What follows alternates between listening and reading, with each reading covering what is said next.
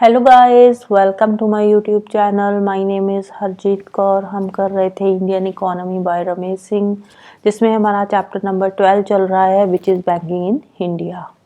और इसमें आज हम डिस्कस करने वाले हैं इंसॉल्वेंसी एंड बैंक्रप्सी। अब इंसॉल्वेंसी और बैंक्रप्सी की प्रॉब्लम अक्सर कर देखने को मिलती है, जिसके चलते हुए हमने देखा था कि ट्विन बैलेंस शीट क्राइसिस चल रहे हैं। ट्विन बैलेंस शीट क्राइसिस का मतलब क्या था, लास्ट वीडियो में भी मैंने आपको बताया था कि जैसे कि बैंक है और एक कॉरपोरेट है या कोई इंडस्ट्री है।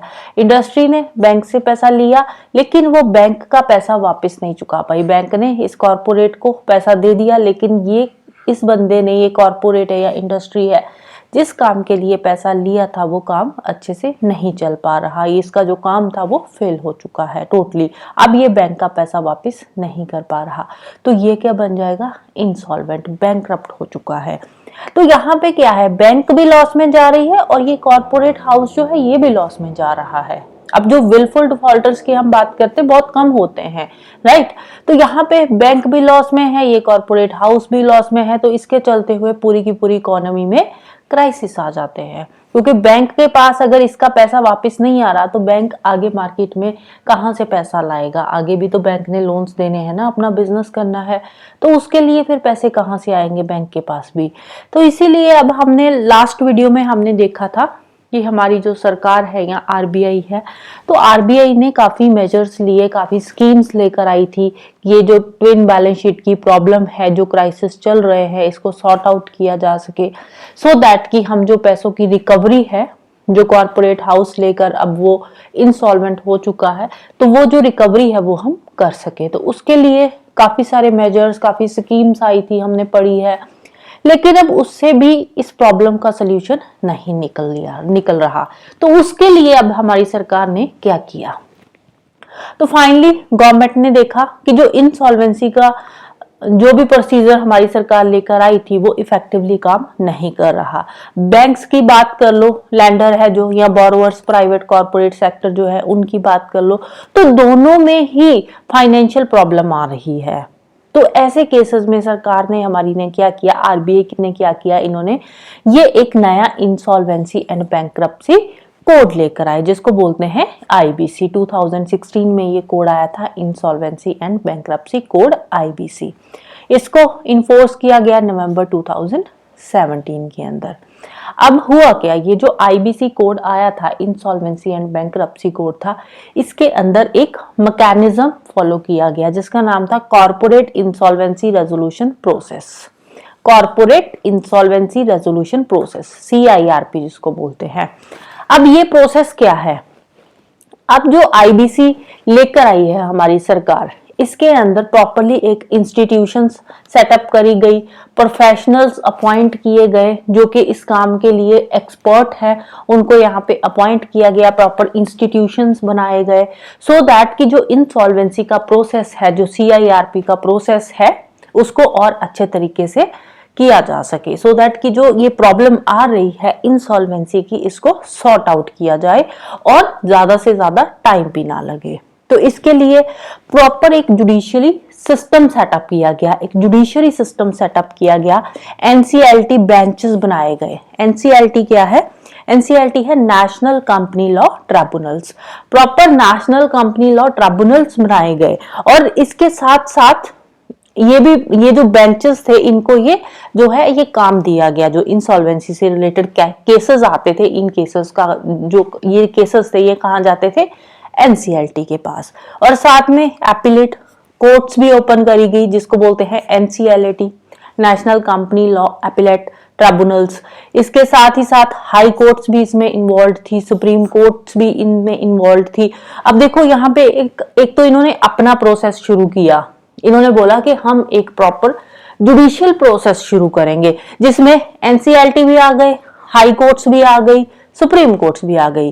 तो ये जो अब काम हो रहा है ना इंसॉल्वेंसी का, तो इसको करने के लिए एक प्रॉपर मैकेनिज्म बनाया गया, सीआईआरपी का प्रोसेस शुरू किया गया, सो दैट कि जो डिसीजंस है वो क्विकली लिए जा सके, ज्यादा टाइम वेस्ट ना हो। क्योंकि जो डिले होता है, तो डिले भी बैंकों के लिए अच्छा नहीं होता, डिले भी कॉस्टली पड़ जाता है कभी कभार, राइट। जो रिकवरी का प्रोसेस है अगर हम बहुत ज्यादा लंबा चलाएंगे तो उसमें भी लॉसेस किसका होता है, बैंक्स का ही होता है। इसीलिए proper high court, supreme courts भी इसमें इन्वॉल्व हुई सो दैट कि जो हमारी अपील्स है वो क्विकली डिस्पोज ऑफ हो सके।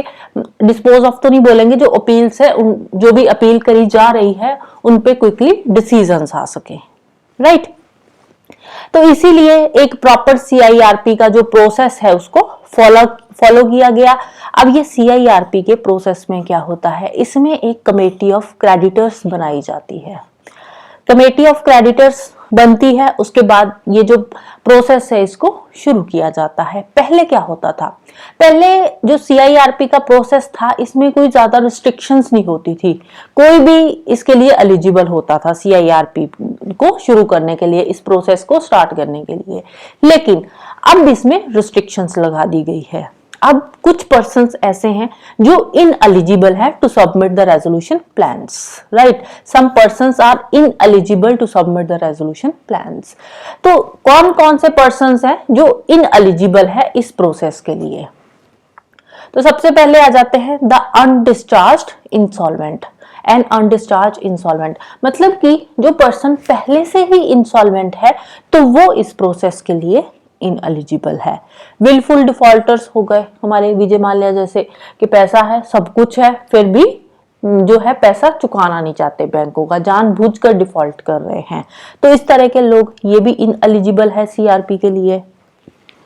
वो बोरोवर्स जिनके ऑलरेडी नॉन परफॉर्मिंग एसेट्स पड़े हैं, साल से ऊपर टाइम हो गया, उन्होंने ना तो अपनी कोई लोन की ईएमआई भरी है, ना कुछ इंटरेस्ट दिया है, कुछ भी नहीं किया, नॉन परफॉर्मिंग एसेट्स में चले जा चुके हैं उनके जो लोन्स है। तो ऐसे पर्सन्स, ऐसे बोरोवर्स जो हैं वो भी इनएलिजिबल है इस प्रोसेस के लिए। वो पर्सन जो पहले से ही किसी ऑफेंस के लिए कन्विक्ट है, राइट, किसी भी पनिशेबल ऑफेंस के लिए कन्विक्ट है और ऑलरेडी उनको 2 या 2 से ज्यादा साल की इम्प्रिजनमेंट हो चुकी है, सजा सुना दी गई है। तो ऐसे पर्सन जो है वो भी इस प्रोसेस में इन्वॉल्व नहीं हो सकते, इस प्रोसेस के लिए इनएलिजिबल है, राइट। उसके अलावा वो पर्सन्स जो एज ए डायरेक्टर के लिए उनको डिस्क्वालीफाई कर दिया गया है अंडर द कंपनीज एक्ट 2013, तो वो पर्सन भी इसके लिए इनएलिजिबल है। या फिर जिनको सिक्योरिटीज में ट्रेडिंग से रोका जा चुका है, प्रोहिबिट किया गया है, वो भी इस प्रोसेस में इन्वॉल्व नहीं हो सकते। या वो वाले प्रमोटर्स जो ऑलरेडी फ्रॉडुलेंट ट्रांजैक्शंस में या फिर अंडर वैल्यूड जो होती है ट्रांजैक्शंस, उसमें ऑलरेडी वो डिफॉल्ट कर चुके हैं, तो वो इसमें इंडल्ज नहीं हो सकते। या ऐसी जो फ्रॉड्स पहले ऑलरेडी फ्रॉड्स कर रहे हैं तो वो इसके लिए एलिजिबल नहीं है। या फिर वो पर्संस जिन्होंने ऑलरेडी किसी डिफॉल्टिंग कंपनी की लायबिलिटीज की गारंटी ले रखी है लेकिन उसके बाद उस गारंटी को पूरा नहीं किया, तो ऐसे पर्सन भी इसमें इन्वॉल्व नहीं हो सकते, इसके लिए इनएलिजिबल है। अब ये तो सारी की सारी कंडीशंस जो थी ये विद इन इंडिया थी। अब इंडियन यूरिस्डिक्शन के अंदर की बात कर रहे थे। अब अगर हम बात करें आउटसाइड इंडिया, तो आउटसाइड इंडिया किसी भी यूरिस्डिक्शन की अगर हम बात करें तो वहां पे भी अगर किसी पर्सन ने ये सारी डिसेबिलिटीज, अबव डिसेबिलिटीज जो इसमें से कोई भी काम किया है, किसी भी फ्रॉड में इन्वॉल्व है, तो वो भी इस प्रोसेस के लिए एलिजिबल नहीं है, राइट। तो वो किसी भी तरह से किसी ने फ्रॉड किया है तो वो डिस्क्वालीफाई है। कोई भी पर्सन इन सब एक्टिविटीज से कनेक्टेड है तो वो क्या है, वो डिस्क्वालीफाइड होगा सीआईआरपी के प्रोसेस के लिए, राइट। अब बात करते हैं आईबीसी के अमेंडमेंट्स की। अब जो आईबीसी है, इंसॉल्वेंसी एंड बैंक्रप्सी कोड 2016, तो इसमें बहुत सारे इश्यूज देखे गए बाद में। अब गवर्नमेंट ने पहले इसको इम्प्लीमेंट किया, 2016 में ये कोड आया था, तो इम्प्लीमेंटेशन के बाद हमारी गवर्नमेंट को कुछ इसमें भी इश्यूज देखने को मिले, तो इसीलिए इसमें कुछ अमेंडमेंट्स करी गई, राइट। तो 3 मेन अमेंडमेंट्स है इसके अंदर जो हुई थी। तो फर्स्ट अमेंडमेंट में इंट्रोड्यूस किया गया था सेक्शन 29A। फर्स्ट अमेंडमेंट में क्या आता है, सेक्शन 29A। अब इन अमेंडमेंट्स को ध्यान से समझना है। सेक्शन 29A क्या कहता है कि वो पर्सन जो ऑलरेडी बैंकरप्ट हो चुका है, इंसॉल्वेंट हो चुका है। अब देखो, सपोज कोई पर्सन है, उसकी कोई कंपनी है ए, राइट। अब ए कंपनी के लिए उसने बैंक से पैसा लिया, इस कंपनी के लिए बंदे ने बैंक से लिया पैसा। अब वो उसने बैंक का पैसा वापस नहीं किया, तो बैंक ने क्या किया, बैंक ने इसकी इक्विटी ले ली, राइट, इक्विटी बाय कर ली। अब हमने देखा था कि बैंक के पास राइट है कि बैंक अगर पर्सन उसका जो बैंक का लोन है वो नहीं दे रहा तो बैंक उसकी इक्विटी बाय कर लेगी, राइट। अब इसकी ओनरशिप चलेगी बैंक के पास। अब इसका जो पहले ओनर था, सपोज कोई भी इसका XYZ जो इसका ओनर था कंपनी ए का, राइट, तो अब इसने बैंक का पैसा वापस नहीं किया तो ये ए की जो ओनरशिप है ये चली जाएगी बैंक के पास। तो उसके बाद बैंक क्या करती है, अब बैंक बिजनेस तो करेगी नहीं, तो बैंक ये जो कंपनी ए है, बैंक इसको आगे जो हाईएस्ट बिडर होगा उसको ही बेच देगी इस कंपनी को, राइट। वैसे तो लॉस मेकिंग यूनिट्स कोई लेता नहीं है, बट स्टिल जो एक प्रॉपर प्रोसीजर होता है उसके अकॉर्डिंग।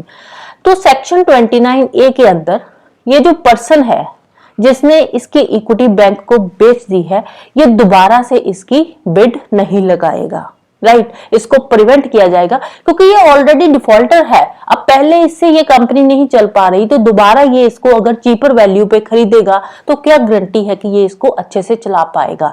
तो इसीलिए जो सेम पर्सन है, राइट, जो भी प्रमोटर है from bidding for their own companies, वो अपनी ही कंपनी को दोबारा से बिड लगाकर उसको बाय नहीं कर सकता, राइट। इससे क्या होगा, it prevented defaulters from regaining control of their companies at a cheaper value. ऐसे तो नहीं हो सकता ना कि ये जो बंदा है ये बैंक को बोले कि हाँ अब सस्ते दाम पे यही कंपनी मुझे फिर से वापस कर दो। पहले इन्होंने महंगे दाम पे बैंक को दिया, बैंक से दोबारा से फिर से ये सस्ते दाम पे वही कंपनी लेना चाहता है, तो अब ये इस बिडिंग में पार्टिसिपेट कर ही नहीं सकता। इसको मना कर दिया गया कि वो पर्सन जो है जिससे कंपनी टेक ओवर करी गई है वो उसी की बिडिंग में पार्टिसिपेट नहीं कर सकता अंडर सेक्शन 29A, राइट। फिर सेकेंड अमेंडमेंट में सेक्शन 12A इंट्रोड्यूस किया गया। सेक्शन 12A में क्या बोला गया, section 12A to provide creditors options to withdraw insolvency applications within 13 days of filing the petition. अब देखो कई बार क्या होते हैं, कुछ केसेस होते हैं जैसे कोर्ट में पहुंचते हैं उसके बाद ही डेटर और क्रेडिटर दोनों मिलकर आउट ऑफ कोर्ट उसका सेटलमेंट कर लेते हैं।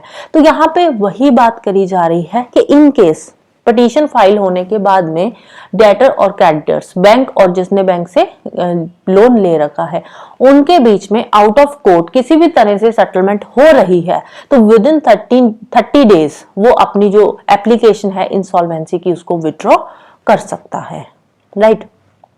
और इसके साथ साथ यहाँ पे ये जो अमेंडमेंट है इसमें होम बायर्स के बारे में भी बात करी गई है कि जो होम बायर्स होते हैं ना, जैसे लोग जो घर खरीदते हैं जो भी है, तो वो भी फाइनेंशियल क्रेडिटर्स की तरह ही उनको ट्रीट किया जाएगा। जैसे कि होता क्या है, कई बार जैसे कोई पर्सन है उसने वो किसी बिल्डर के पास गया, वहां पे जाकर उसने घर ले लिया, राइट। तो अब उस बिल्डर ने उसको बोला कि इसकी जो पोजेशन है वो आपको 5 साल के बाद दी जाएगी। अब उसने यहाँ पे घर तो खरीद लिया, अब इस घर की जो पोजेशन है ना वो उसको 5 साल के बाद मिलने वाली है। और इन 5 सालों के बीच में इन केस अब वो जो बिल्डर है जो घर बना रहा है, राइट, अब ये बिल्डर है, सपोज ये बिल्डर ही इन 5 सालों में बैंकक्रप्ट हो जाता है, इंसॉल्वेंट हो जाता है, तो उस केस में ये जो पर्सन है जिसने ये घर खरीदा है, राइट, बिल्डर से जो लिया था, अब उसने उसको पैसे तो दे दिए बिल्डर को और बिल्डर ने बोल दिया कि 5 साल के बाद आपको घर का पोजेशन मिल जाएगा, लेकिन इन 5 सालों में बिल्डर चला गया घाटे में, बैंकक्रप्ट हो गया, तो अब उस पर्सन के तो पैसे डूब जाएंगे ना। अब वो तो ऑलरेडी बिल्डर को पे कर चुका है, एडवांस पेमेंट दे चुका है, उसने एडवांस पेमेंट कर दी है। तो इस केस में ये जो ओनर है, यहाँ पे जो ओनर होगा, ये ओनर भी ये जो सॉल्वेंसी प्रोसीडिंग्स है इस बिल्डर के अगेंस्ट फाइल कर सकता है। इंसॉल्वेंसी प्रोसीडिंग्स जो है, जो बिल्डर नहीं, ओनर जो है जिसने बिल्डर से घर खरीदा था, ये बिल्डर के अगेंस्ट जो प्रोसीडिंग्स है वो लगा सकता है कोर्ट में, राइट।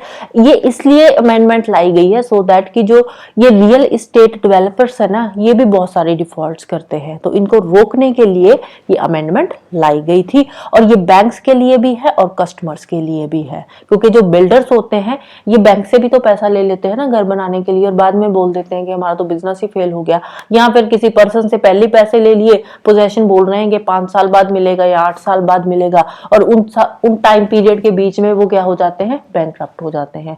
तो उस केस में बैंक भी उनके अगेंस्ट प्रोसीडिंग्स फाइल कर सकता है और जो कस्टमर है वो भी कर सकता है जिस बंदे ने घर उस बिल्डर से लिया था, राइट। फिर थर्ड अमेंडमेंट आती है। थर्ड अमेंडमेंट में बात होती है टाइमली रेजोल्यूशन प्रोसेस को कंप्लीट करने की, कि ये जो रेजोल्यूशन का प्रोसेस होगा इसको टाइमली एडमिट किया जाए और टाइमली इसको कंप्लीट किया जाए। तो इस अमेंडमेंट में ये जो NCLT होती है, नेशनल कंपनी लॉ ट्रिब्यूनल, इनको 14 डेज की डेडलाइन दी जाती है। 14 डेज के टाइम पीरियड की एक डेडलाइन दी जाती है जिसके अंदर इनको पूरा जो केस इनको दिया जाता है, इन्होंने वो पूरा केस स्टडी करना होता है और उसके बाद इन्होंने एप्लीकेशन के बारे में बताना होता है। एप्लीकेशन को एडमिट करेंगे, रिजेक्ट करेंगे। अगर इनको लग रहा है कि वाकया में फ्रॉड हुआ है तो ये एप्लीकेशन को एडमिट कर लेंगे और उसके बाद अब जब 14 डेज के अंदर इनको एप्लीकेशन एक्सेप्ट करनी होती है और 14 डेज के बाद इनको टाइम पीरियड दिया जाता है 330 डेज का, मतलब 1 साल से भी कम टाइम पीरियड इनको दिया जाता है केस सॉल्व करने के लिए। तो 330 डेज के अंदर इनको जो पूरा का पूरा CIRP का प्रोसीजर है वो कंप्लीट करना होता है विदाउट एनी एक्सेप्शन, राइट। तो कितना हो गया, 14 डेज का तो इनको पहले टाइम पीरियड मिलता है, राइट, जिसमें वो पूरा केस स्टडी करते हैं। उसके बाद इनको कितने मिलते हैं, 330 डेज मिलते हैं इसका जो CIRP का प्रोसेस है, CIRP के प्रोसेस को कंप्लीट करने के लिए, राइट। CIRP के प्रोसेस को कंप्लीट करने के लिए 330 डेज इसको दिए जाते हैं। तो इसी टाइम पीरियड के बीच में उनको अपना पूरा का पूरा जो प्रोसेस है वो कंप्लीट करना पड़ता है विदाउट एनी एक्सेप्शन और विदाउट एनी डिले, राइट। और इसके अलावा गवर्नमेंट भी इसमें एज ए फैसिलिटेटर का काम करती है। तो थर्ड अमेंडमेंट में ये भी बात बोली थी कि ये सेंट्रल गवर्नमेंट जो होगी, सेंट्रल गवर्नमेंट, स्टेट गवर्नमेंट, जो कंसर्न लोकल अथॉरिटीज है, ये सारी मिलकर ये जो है जो रेजोल्यूशन का प्रोसेस है उसको कंप्लीट करेंगी, right. So that's all for today. Next हम सफाइसी एक्ट डिस्कस करेंगे, विलफुल डिफॉल्टर्स क्या होते हैं। तो ये छोटे छोटे 2-3 टॉपिक्स है, इनको हम डिस्कस करेंगे नेक्स्ट वीडियो के अंदर, right. So that's all for today. जाने से पहले वीडियो को लाइक कर देना, शेयर कर देना, चैनल को सब्सक्राइब कर लेना। Thank you, bye bye.